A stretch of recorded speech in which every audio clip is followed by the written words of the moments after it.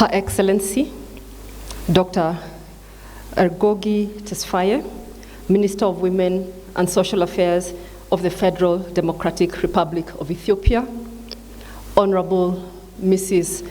Patricia Annie Kaliati, Minister of Gender and Children's Affairs of the Republic of Malawi, Honorable Mrs. Manti Tarawali, Minister of Gender and Children's Affairs, Republic of Sierra Leone, Mrs. Aya Benjamin Warile, Minister of Gender, Child and Social Welfare, Republic of South Sudan, Honorable Sarah Mateke, Minister of State for Youth and Children Affairs of the Republic of Uganda, Ms. Mama Fatima Singhate, UN Special Rapporteur on the sale and sexual exploitation of children, Ms. Muluka Miti Drummond, the UN independent expert on the enjoyment of human rights by persons with disability, Dr. Asefa Bekele, founder and distinguished fellow of the African Child Policy Forum, distinguished guests,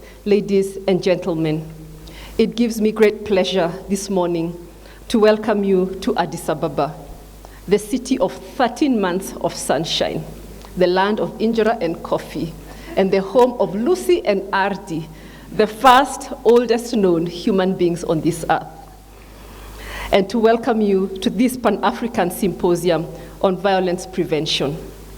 We are delighted as the African Child Policy Forum and the African Partnership to End Violence Against Children that you have honored our invitation. We do not take this for granted, and thank you for honoring us and gifting us with your time. I have the pleasure and the first business to extend to you warm greetings from Her Excellency, Mrs. Gracia Machel, the chairperson of ACPF's Board of Trustees. And though Mrs. Machel is not able to be here with us in person, physically, she extends her highest regards and wishes us fruitful deliberations over the coming 3 days. Kindly accept her warm regards. Our theme, violence prevention, states the overarching purpose of this symposium. We are united by our shared aspirations for an Africa where children live, grow, learn, play safely and securely. An aspiration to make good the promises we have made to our children within our very own constitutions, our regional and international instruments, to protect them from all forms of violence at home, in school, on the playgrounds, everywhere in the communities where they live. The symposium is about recognizing violence against children as an emergency that cannot wait, recommitting ourselves to taking urgent action and concrete steps to end it. It is about catalyzing efforts to protect every single child, girl or boy, as important members of our society, equal in dignity to you and I. For the African Partnership to End Violence Against Children, which I chair and which is hosted within the African Child Policy Forum, this event raises our level of engagement with African governments. It builds upon the ongoing efforts within each country and our sub-regions to accelerate momentum and ensure that no child is left unprotected. It recognizes the efforts of a growing number of countries that have joined the Global Pathfinding Initiative, committed themselves to ending violence against children, and are at different stages of putting into place comprehensive, multi-sectoral action plans and strategies to end violence.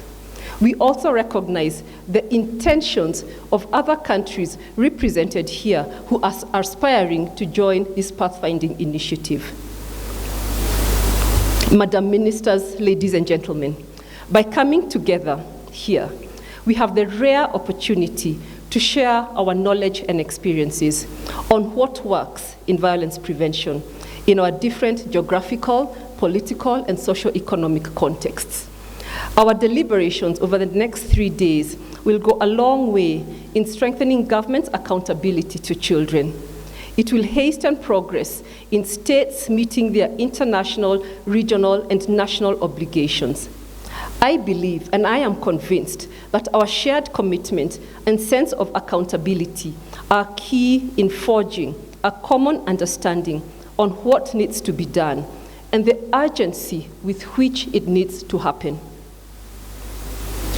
Allow me to remind you that last year, the continent marked 5 years of implementation of Africa's Agenda 2040 for Children, which was adopted by the African Union. We, as the African Partnership to End Violence Against Children, took time to look into the progress that African countries have made in delivering on the goal to end all forms of violence against all children in all settings. We went on to publish 3 different reports, giving detailed account of how different African countries have made efforts in legal and policy reforms, in financial resource allocation for child protection, in efforts to raise public awareness and to engage communities, all of which are important facets of violence prevention. However, despite these positive trends, the reports also showed that African children continue to suffer widespread physical, psychological, and even sexual violence. That far too many children are still exposed to violence and cannot access protection services.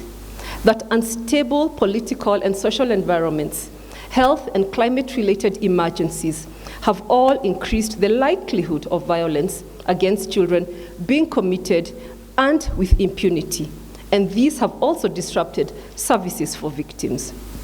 It is regrettable, deeply regrettable, that we still count millions of children who face multiple and intersecting forms of violence simply because of their gender, their disability, or because of where they are born or where they live.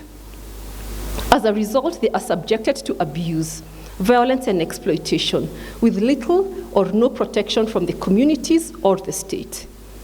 Our reports documented increasing threats that now endanger children's well-being and safety, such as online sexual exploitation of children.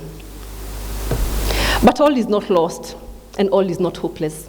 Because as Africans, we have inherited rich culture and heritage from our forefathers that has been passed through the generations, and that we have previously used to successfully protect and care for our children, to nurture them so that they can build this continent to become even greater. Yet, many governments have not paid sufficient attention and given sufficient resources to this indigenous knowledge and mechanisms of child protection, these local initiatives which have been known across the continent to have produced good results in the years and decades gone by.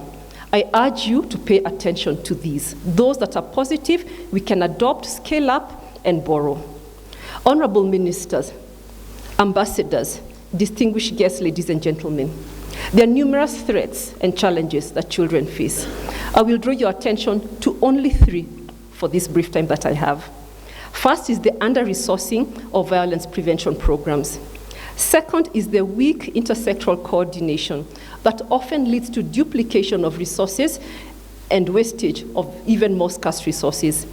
And lastly is the inability to reach children in remote settings, in humanitarian situations, and others who are difficult to reach. These are only 3 of numerous challenges. This symposium wishes to highlight how, and to learn from each other, how we can overcome these and many other challenges. It signals the urgent need to make our governments more accountable to children. It is such accountability that will take us closer to realizing our shared aspirations for our children, aspirations that we have spelled out in all our constitutions. In light of the need to build evidence, in the coming 3 days, we will share knowledge, and I believe this will catalyze learning between the countries and sectors who are here. It is my sincere hope that from our reflections, we will draw lessons and experiences on things we can do differently, things we could have done better, and most importantly, on what we need to do more to benefit children in the 34 countries represented here by more than 100 of us, and spill this over to the remaining countries which unfortunately are not able to be with us today. That we will continue learning between countries and sectors beyond the 3 days, and that we will scale up our knowledge beyond the continent and share it with international actors. That we will live here more inspired to drive forward impactful action guided by progressive policies, sufficient budget allocations, strong enforcement of laws and policies, and accountability mechanisms.